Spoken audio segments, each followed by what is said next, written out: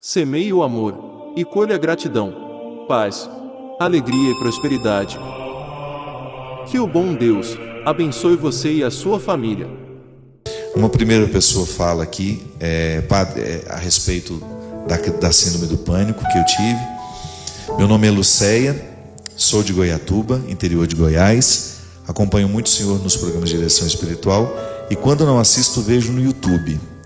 E isso tem me ajudado muito, pois desde janeiro eu estou em tratamento devido a uma depressão com transtorno de ansiedade e ainda sofro muito porque dentro de mim existem coisas muito mal resolvidas. Quando o Senhor passou pela síndrome do pânico, me mostrou o quanto devemos lutar e nunca desistir. E é isso que eu venho fazendo, sempre acompanhando o Senhor e vivendo um dia de cada vez. Passei a buscar a Deus e se não fosse Ele, talvez eu não estaria mais aqui. Um grande abraço. Lucéia, muito obrigado pela sua partilha, pela oportunidade que a gente tem de refletir essa questão. Eu sempre que posso eu trago aqui. A depressão é uma doença muito grave, muito séria. Ela, às vezes, considerada por muitos como uma frescura, né? E não. Nós temos, e você mesma disse, esses desconfortos da alma, eles nos agridem muito. E não é fácil lidar com eles. Mas é bom você perceber, eu vi que você está muito atenta a isso, pelo que você escreveu, que você identifica que existem coisas que estão mal resolvidas na sua vida. Esse é o ponto de partida. Às vezes a depressão é apenas uma consequência de uma vida que está sendo mal vivida. E não adianta tomar o remédio só. Se você não mexe na causa, o remédio vai tratar o sintoma e você vai ficar eternamente dependendo daquele remédio porque você não agiu na causa. E o agir na causa não depende de remédios, depende da nossa vontade. O remédio é muito importante para nos estabilizar, para nos dar um conforto emocional, sobretudo quando nós vivemos a dor aguda. Uma pessoa, por exemplo, quando passa por uma situação traumática, é possível que o médico indique alguns medicamentos para ajudar a viver aquela fase aguda. Mas depois o próprio médico vai ajudando a retirar, porque passou a fase aguda. Depois nós temos necessidade de lidar com a situação que nos entristece. Eu me lembro que acho que umas 2 semanas eu partilhei aqui com vocês justamente no momento em que eu identifiquei que eu estava vivendo assim um certo torpor, né? Nada estava me incomodando, estava tudo muito bom. E eu fiquei uma pessoa ótima, né? Porque você não vê problema em nada. Mas eu não sou assim. Eu não sou assim. E eu percebi, muito conscientemente, eu percebi que aquilo era um resultado dos remédios em mim. Então eu procurei a minha médica e pedi a ela o direito de voltar a ser quem eu era, e poder administrar conscientemente a minha situação. É claro que a síndrome do pânico é muito perigosa, ela pode levar à morte se a gente não cuidar. Então nessa fase aguda a gente precisa mesmo do medicamento. Mas depois, à medida em que a gente vai superando, nós temos o direito e a necessidade de começar a recrutar os nossos próprios recursos. Que o grande problema, minha gente, é quando nós não enfrentamos o problema que nos deprime. Que às vezes é uma estrutura de vida que não foi modificada, às vezes é um emprego em que você não está feliz, às vezes é um relacionamento que está lhe fazendo muito mal e você não teve coragem de estabelecer uma nova forma de viver esse relacionamento. Às vezes é um estado de vida que está lhe fazendo mal. E se a gente não vai viver os enfrentamentos das situações que nos deprimem, que nos entristece, o remédio só vai adiar a dor.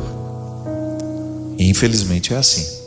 Eu fico muito preocupado de ver como facilmente nós nos encaminhamos aos remédios e como nós temos, porque estamos muito facilmente sendo encaminhados aos remédios, a gente fica procrastinando, adiando o tocar naquelas feridas que é necessário para que elas sejam curadas.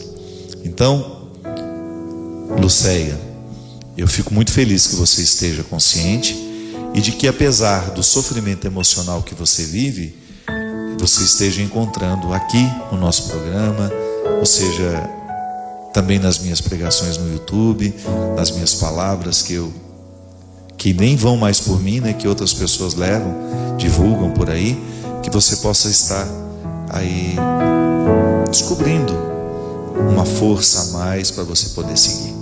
Que é assim mesmo. Uma palavra, ela tem o mesmo efeito que um comprimido às vezes.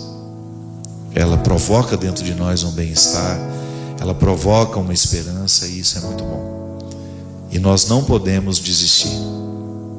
Eu tenho uma amiga, uma família muito próxima a mim lá em Campina Grande, que desistiu na semana passada. Se matou, bebeu veneno na frente dos filhos. Uma situação tristíssima. Um desajuste emocional que já estava se avolumando, e de repente aconteceu. E isso nós sabemos que é muito comum. Muita gente desiste da vida. Eu não tenho medo de dizer, eu quis desistir em julho deste ano. O meu sofrimento era tão grande que eu tinha vontade de deixar de existir. Eu não sabia mais conviver com aquele sofrimento. Estava tão agudo dentro de mim que eu perdi a vontade de viver. Mas isso é temporário. Se a gente cuida, volto a dizer, a gente toma o remédio na hora certa, procura o profissional na hora certa, e depois você começa a encaminhar com terapias ocupacionais, mudança de hábito, mudança de alimentação. Eu já falei isso aqui uma vez, né? Eu tenho uma admiração muito grande pela Margarida Félix, que é uma psicóloga lá de Recife. Ela tem um trabalho muito interessante, que é de recuperação de pessoas deprimidas através de mudança de hábitos e mudança de alimentação.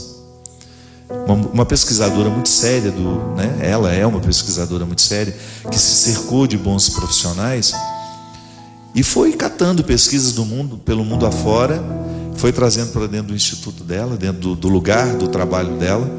E quantas pessoas foram recuperadas da depressão, curadas da depressão, mudando hábitos e mudando a alimentação. Sim, porque a depressão ela é também química, né? Não é só motivacional. Às vezes a pessoa está triste, não é porque ela tem um motivo para estar triste, é porque ela está quimicamente desorganizada. O que é a química do nosso organismo, senão o nosso alimento, a nossa produção hormonal, que é toda estimulada através dos hábitos. A gente sabe que a atividade física tem o poder de ajudar a regularizar a nossa produção hormonal. Então há tantas coisas a serem feitas que nós precisamos ter menos preguiça na lida com a gente. Às vezes eu fico muito preocupado, José, que eu encontro pessoas muito acomodadas nas cápsulas, né? Não mudam o seu comportamento. Então vão depender eternamente daquele remédio. De repente aquele remédio não faz mais efeito, precisa ir para um mais forte, e isso não tem fim.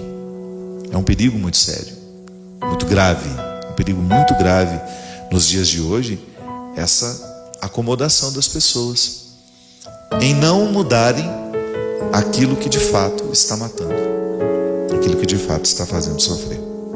Obrigado pela sua companhia.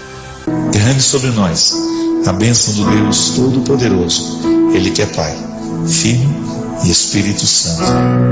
Amém. Obrigado por assistir esse vídeo. Se inscreva, curta e compartilhe, para que mais pessoas possam receber essa mensagem de transformação. Que Deus te abençoe.